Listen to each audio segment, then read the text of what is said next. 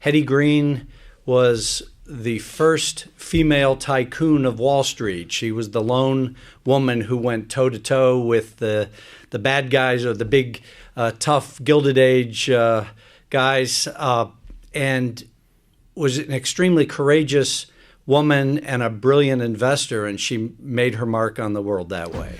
In the Gilded Age, rich usually meant grand mansions, glittering balls, and a lifestyle designed to be seen.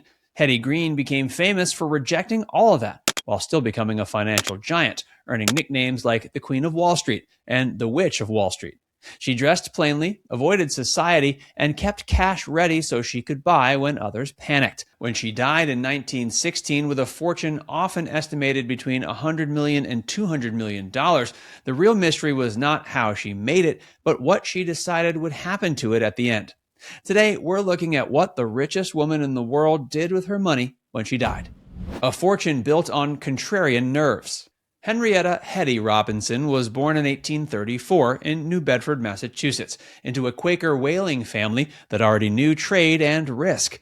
As a child, she read financial reports to her grandfather and father, and by her early teens, she was keeping books. Money was not abstract to her. It was numbers tied to ships, cargo, and contracts. That early training shaped her adult routine. She read constantly, hunted for hard information, and treated investing like work, not gossip. She built positions in government bonds, railroads, real estate, and mortgages, and she preferred steady gains over showy speculation.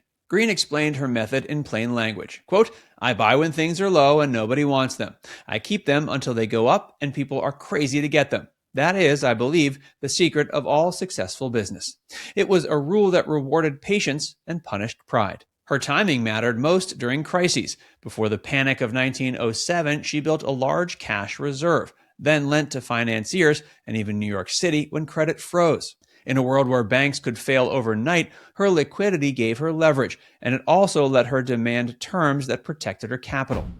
Living small to keep power large. So yeah, she was very much in the mix. However, she eschewed the dress. Like, she didn't do her hair, do her makeup, wear fancy clothes, Right. All dress down. She would wear her clothes until they had holes in them. Yeah. Even though her family is worth millions at the time. She never owned a home. I think she lived in New York. She only rented apartments. Yeah. Well, she owned real estate. Right. Yes. But that was a business But she transaction. lived frugally in an apartment. How wild. Green's legend is welded to her thrift. She did not chase status, and she was known for living in boarding houses, flats, or hotels, often moving to keep expenses and taxes low. The contrast between her wealth and her daily habits was exactly what made reporters obsess over her. Stories spread that she would not pay for heat or hot water, and that she wore the same black dress until it was worn out. Some of these tales were likely exaggerated, but the underlying point was real. She kept her personal spending minimal, so she could stay liquid and aggressive when opportunities appeared. When challenged about her plain life, she connected it to faith and preference. Quote, "Young man, I am a Quaker, and I'm trying to live up to the tenets of that faith. That is why I dress plainly and live quietly. No other kind of life would please me." For her, frugality was not a stunt. The press often painted her as heartless, and she pushed back. She insisted she avoided partners, avoided risking other people's money, and preferred discreet charity.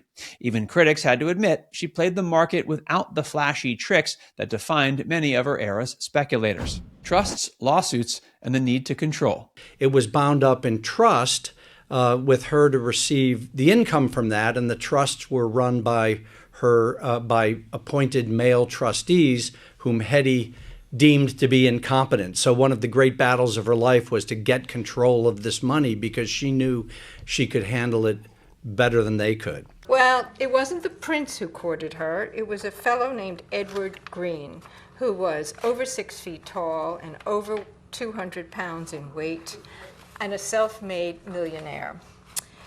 He asked Hetty to marry him, and her father agreed to it on one condition: that Edward sign a prenup that they would live on Edward's money and Hetty's money would be hers to protect and to increase and to pass on to the next generation. Oddly, much of Green's life was spent fighting for control of money she didn't fully control. Her father and her Aunt Sylvia left huge estates, but much of the principal was locked in trusts, giving her income while trustees held the core assets. Green believed she could invest better than they could. That belief fueled a bitter dispute over Sylvia Howland's will. Green claimed an addendum made her the main heir. The executor called it a forgery. The case became famous for early forensic math, and the court ruled against her. A settlement gave her a smaller share, still wrapped in trust rules. Marriage also turned into a financial chessboard. When she married Edward Henry Green in 1867, her fortune was protected from a husband's control, and Edward signed terms that kept her money hers. Later, when Edward's debts threatened her banking relationships, she paid to protect her holdings, and the marriage cooled for good. Her children grew up in that atmosphere of contracts and caution. Green worried that romance could become a raid on the family fortune, so when her daughter Sylvia married Matthew Astor Wilkes in 1909, Green required a prenuptial agreement, waiving any claim to Sylvia's inheritance.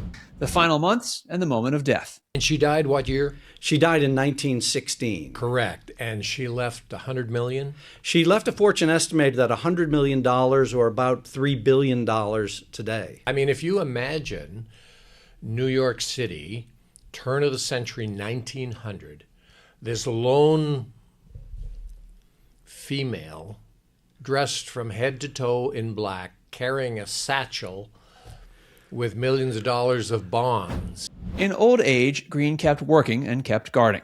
She commuted to handle business, stayed surrounded by her papers, and even moved residences, partly to avoid New York property tax, despite loaning money to the city at reasonable rates when it needed help. Her health declined. Accounts describe a hernia she refused to have operated on, choosing instead to manage it without surgery.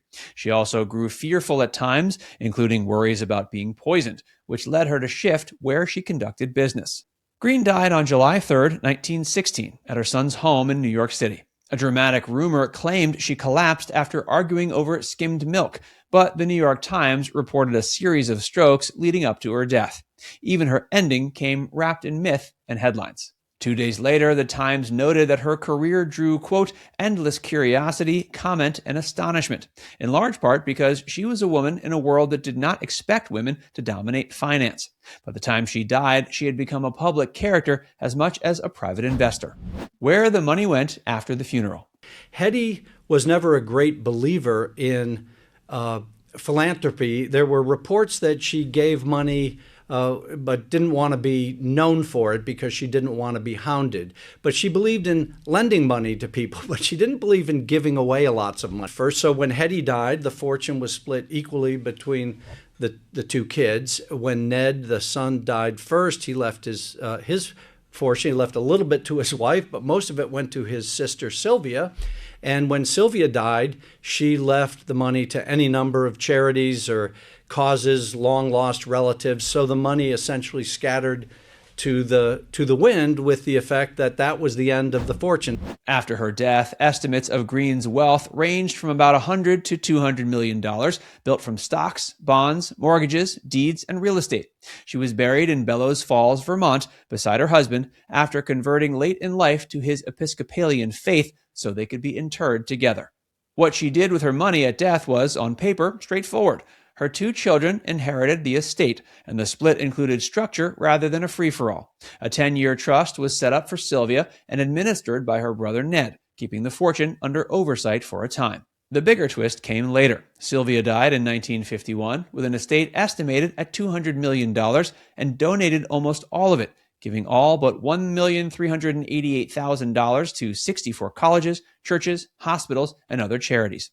A fortune built through tight control ultimately flowed outward through her daughter's philanthropy. Some of the wealth also turned into institutions in an unexpected way. Green's former Englewood, New Jersey mansion was purchased by the Actors Fund in 1928 and became the Lillian Booth Actors Home. One of the world's most guarded fortunes ended up supporting a home built around care. Now it's time to hear from you. If you were sitting on a fortune like Hetty Green's, would you copy her careful, family-first plan, or would you rather direct most of it to charity while you were still alive? Let us know your thoughts in the comments section below.